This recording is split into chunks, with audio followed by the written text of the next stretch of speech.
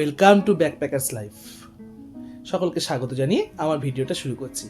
এতক্ষণে থাম্বনেল দেখে নিশ্চয়ই বুঝতে পেরেছেন আজকে কোথায় বেড়াতে যাব বা কী বিষয়ে আলোচনা করব। তার আগে ওই দেখুন খিরাই স্টেশনে 3 নম্বর প্ল্যাটফর্ম, ওখান থেকে সোজা ডাউন লাইন বরাবর হেঁটে এলে এই সোজা রাস্তাটা ধরে মিনিট 15-20 হাঁটলেই আপনারা পেয়ে যাবেন খিরাই ফুল উপত্যকা। সেখান থেকে নিচে নেমে গেলেই ফুল উপত্যকাটি আপনারা পাবেন। তো যেটা আজকে বলবো, ট্রেনটা ঢোকার আগেই খিরাই উপত্যকার উপর থেকেই আসে, তো দেখে যা আমার অবস্থা হলো সেটা অত্যন্তই ভারাক্রান্ত হয়ে গেল আমার মন। তো চলুন, এসে গেছি। দেখুন কেন বলছিলাম আমি, এই দেখুন কে বেড়াতে এসেছে তার আগে। কি মিষ্টি বাচ্চা না? যাই হোক, এই যে হলুদ নীল কাপড়গুলো দেখতে পাচ্ছেন, এগুলো দিয়ে জমির আল ঢেকে দেওয়া, এই কারণে যাতে মানুষজন ভেতরে না ঢুকতে পারে। কিছু বছর আগেও তো ছিল না, এগুলো হঠাৎ করে এলো কেন বলুন তো?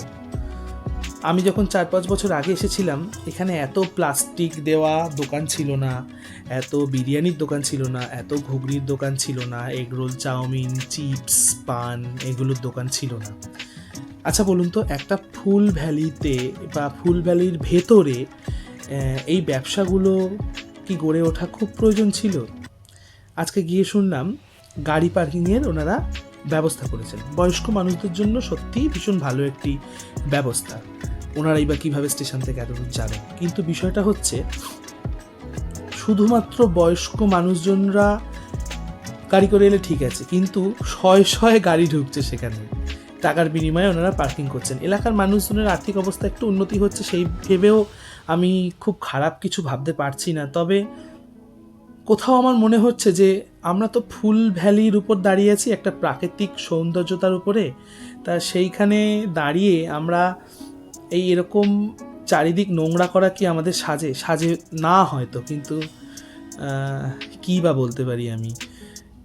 এখন গিয়ে দেখি রাস্তায় যেখানে আল থেকে হাঁটছি সেখানে চিপসের প্যাকেট পড়ে, কোল্ড ড্রিঙ্কের বোতল, প্লাস্টিক, আবর্জনা, বিরিয়ানির মাংসের হাড় সেগুলোও পড়ে থাকতে দেখেছি আমি, এগরোলের প্যাকেট, ফুচকার শালপাতা। এই যে দেখুন আমার বন্ধু দুই একটু ফুল কিনছে, সৌভিক আর সুচন্দ্রা। এই ব্যবসাটা ঠিকঠাক, কারণ যে জায়গায় আমি গেছি সেই জায়গাকে কেন্দ্র করে সেই ব্যবসাটা গড়ে ওঠাই ভালো। ওনারা একটু ফুল বিক্রি করবেন, একটু দুটো পয়সা রোজগার হবে, ঠিক আছে। একটা চায়ের দোকান বড়জোর হতে পারে, একটা ছোট্ট করে ফুচকার দোকান হতে পারে, কিন্তু তার থেকেও খারাপ কি জানেন, ঊর্ধ্ব স্বরে মাইক বাজছে সেখানে। মানে হার্টবিট বেড়ে গিয়ে, প্রেশার বেড়ে গিয়ে ঘামটাম বেরিয়ে যাওয়ার কথা। মানে যেখানে আমরা শান্তিতে শুধু পাখির আওয়াজ শুনবো, প্রজাপতি উড়ে আসবে, শান্ত শুধু ট্রেনের আওয়াজ হবে, ওপর থেকে ট্রেন যাচ্ছে, সুন্দর দৃশ্য, সেখানে না। এইভাবে হয়তো বলাটা আমার ঠিক নয়, কিন্তু আপনারা কি ভাববেন যে আমি শুধু খারাপ কথাই বলে চলেছি? আপনারা আসুন ফুলভ্যালিতে, আপনাদের নিজেদের যেটা মনে হবে সেটা আমাকে অবশ্যই কমেন্ট বক্সে লিখে জানাবেন যে আমি কতটা ঠিক কতটা ভুল। হতেই তো পারি আমি ভুল, আমার দৃষ্টি যে সঠিক দৃষ্টি তা তো নয়। সমস্ত মানুষের দৃষ্টির একটা মূল্য রয়েছে, সেটাও আমি জানতে চাই। যে ব্যবসাগুলো খিরাই ফুল উপত্যকাকে কেন্দ্র করে গড়ে উঠেছে সেগুলো সত্যিই হয়তো সেখানকার মানুষদের খুবই উপকারে দিচ্ছে, কিন্তু বিষয়টা খিরাই স্টেশনের আশেপাশে বা একটু দূরে হলে যথেষ্ট ভালো। ঠিক আছে, বড়জোর ব্যবসা, খাওয়ার দোকান গড়ে উঠুক, সেটাও কোনো বিষয় নয়, কিন্তু গান বাজনা মাইক কেন? জানেন, আমি দেখলাম সেখানে পিকনিক হচ্ছে আশেপাশে, মানুষজন বাড়ি থেকে খাবার এনে অত্যন্তভাবে নোংরা করে দিয়ে চলে যাচ্ছে। এলাকাটা ধুলোয় ধুলো। ফুল গাছের ভেতরে, ফুল বাগানের মধ্যে ঢুকে আমি গাছ মুড়িয়ে, ফুলের ঘাড় মোটকে সেখানে আমি ছবি তুলতে দেখছি। ফুলের সৌন্দর্যতার পাশে কি আমাদের সৌন্দর্যতা মানায়? মানুষ সত্যি পৃথিবীর শ্রেষ্ঠ জীব বা সুন্দর জীব, কিন্তু ফুলও তো তার নিজের মতো করে সুন্দর।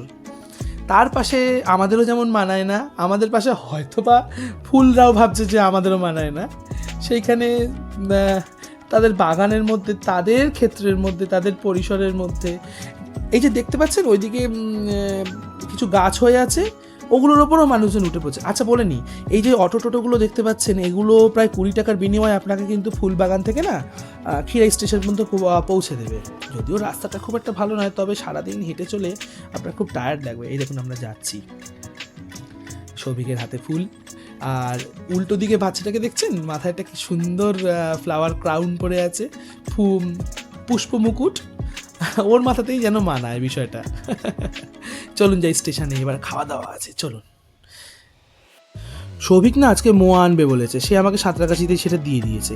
আচ্ছা, ফুলকপির রোস্ট এনেছে সুচন্দ্রা, আর মটরশুঁটির পুর ভরা লুচি, আর আমি নিয়ে গেছি ঝাল ঝাল চিকেন কারি, যেটা খেতে খুব দিনের শেষে যখন খিদে পেয়েছিল দারুণ লাগছিল। দেখতেই পাচ্ছেন সুচন্দ্রার মুখ থেকে কী পরিস্থিতি। চলুন যাই, এবার ট্রেনে করে বাড়ি ফেরার পালা।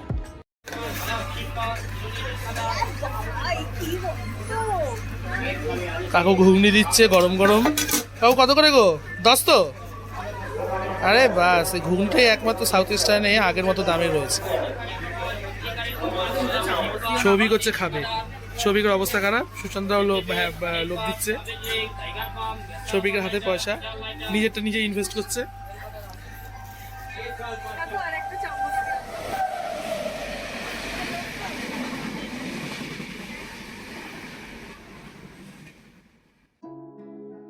চলুন, ওরা খাচ্ছে খাক, আমরা বরং আগের যে ভিডিওটা দেখাবো বলছিলাম 4-5 বছর আগেকার, সেটা আপনাদের দেখিয়ে দিই।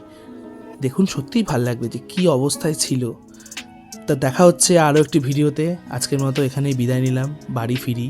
আপনারা আসুন, আমার কথা শুনে আপনারাও আসবেন না, এমনটা করবেন না, পিছিয়ে পড়বেন না, পিছিয়ে যাবেন না। আমার কথা তো সত্যি নাও হতে পারে, আপনারা নিজেরাই আসুন, দেখুন।